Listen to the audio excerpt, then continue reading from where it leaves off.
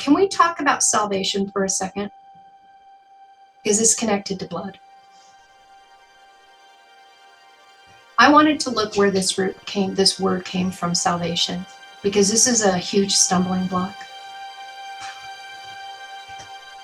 Because salvation was one of those things that was like a bedrock for where we all came through, especially for those of us in the Christian church. And the epiphany that I had this morning, and again, not sure why I didn't see it before. The only thing that wants to be saved is the ego.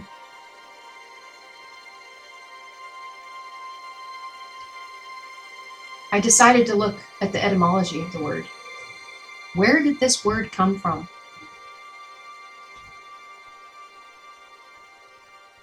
Originally, in the Christian sense of saving the soul, deliverance from the power of sin, and an admission to eternal bliss. This word came about in the 1200s, people. The 1200s. Salvation wasn't even a word that was being utilized in the time of Yeshua. Like, this word wasn't even known. It did come out, please, it did not come about until 1200s. 1200 years later after Yeshua was here. Stop and pause on that, because everything that we put our foundation on in Christianity, this word did not rise about until the 1200s. And then the King James Version, when that Bible was published and when the printing press happened, they made sure that all of that went out. That was the whole reason why the printing press was even created, was to print Bibles, to get the word out to people about what salvation was. But that word didn't come about until the 1200s. The early church had no idea what this word meant. No idea.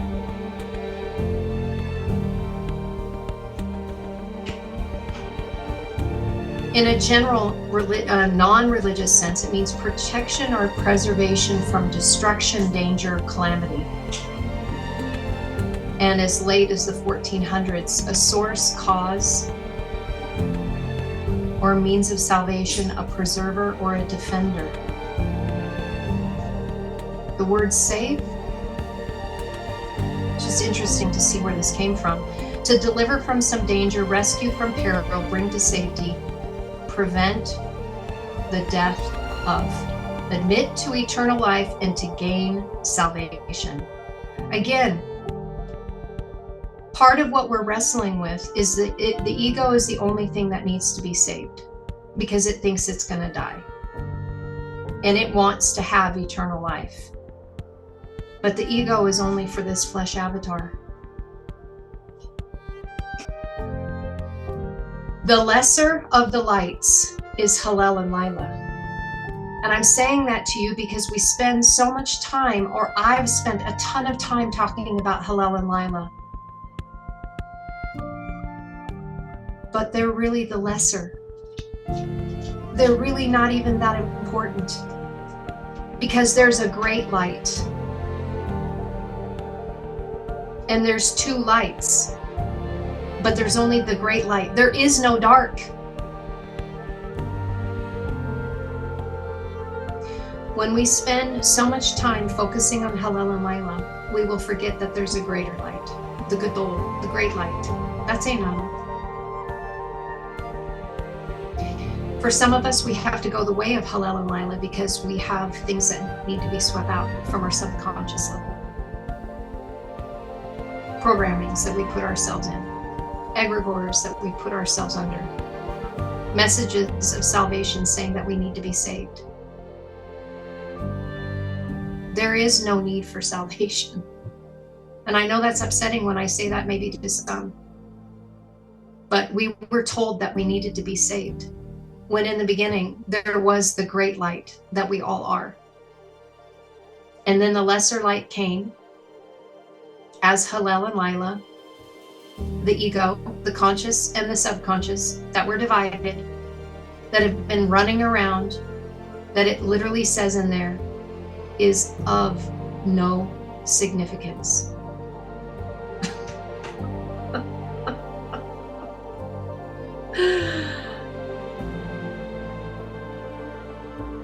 I say this in all kinds of love, because there's validation and invalidation. And for some of us, we've needed to reparent ourselves to understand that our avatar that we have walked in and walked through, it needs to be validated. Like, you matter,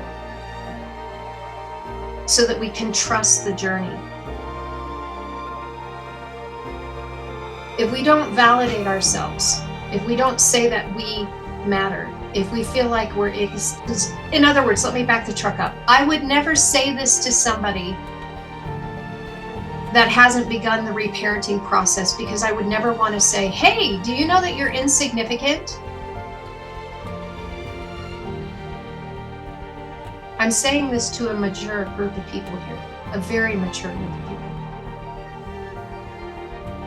Because Anana is our goal, and Anana does not attach to the ego anymore. Because once you understand and comprehend Anana, then you do not need to attach to something that is insignificant, because the greater has come.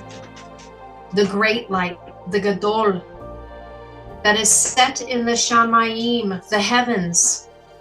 And Kokab is directly connected to the Mashiach, to the Messiah. Kokab, seated in heavenly places, the luminaries that shine on earth towards her, Lamed Hey. Why? To reveal Anana.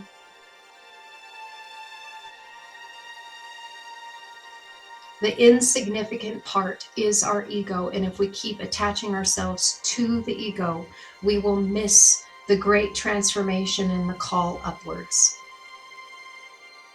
And that is what's the scary part for the ego, because when the ego comes face to face with not Anana, it is and can be very terrifying. Lisa, I see your hand. Just give me one moment here.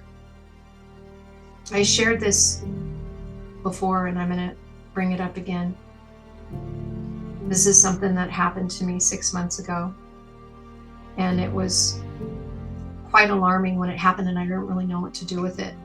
It was in the sleep, half awake, not quite there, kind of there.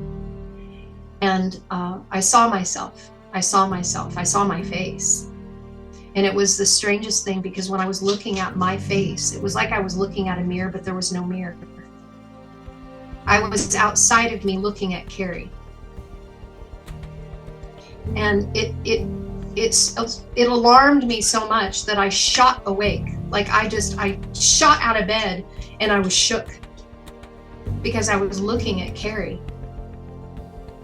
But it was my own consciousness that was looking at this avatar. That's why that phrase from St. Francis of Assisi saying that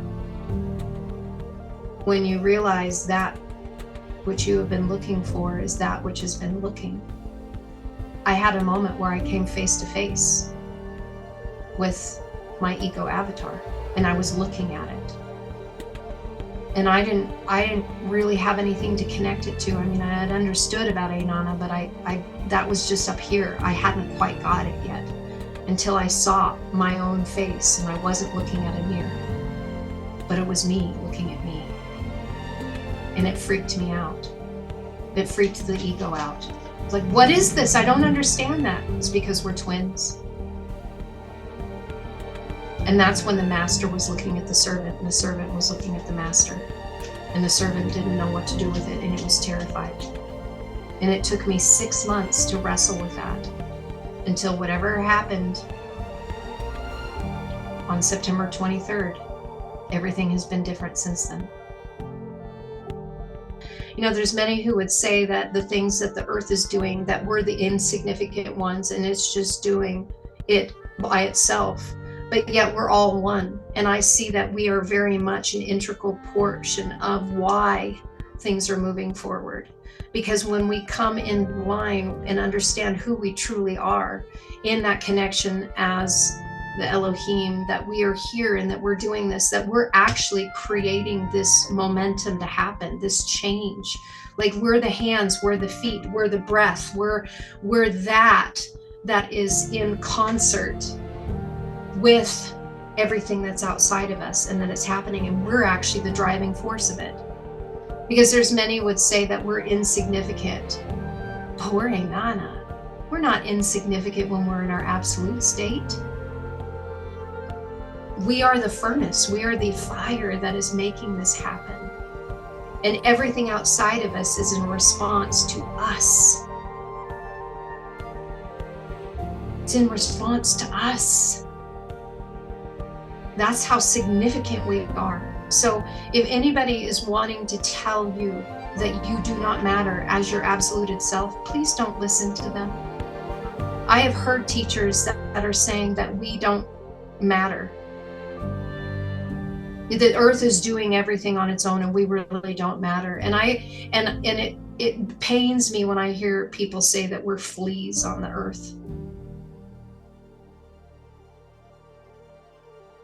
We're Anana. I'm all things. I'm a tree, I'm a rock, I'm a flea, I'm a cat, I'm everything.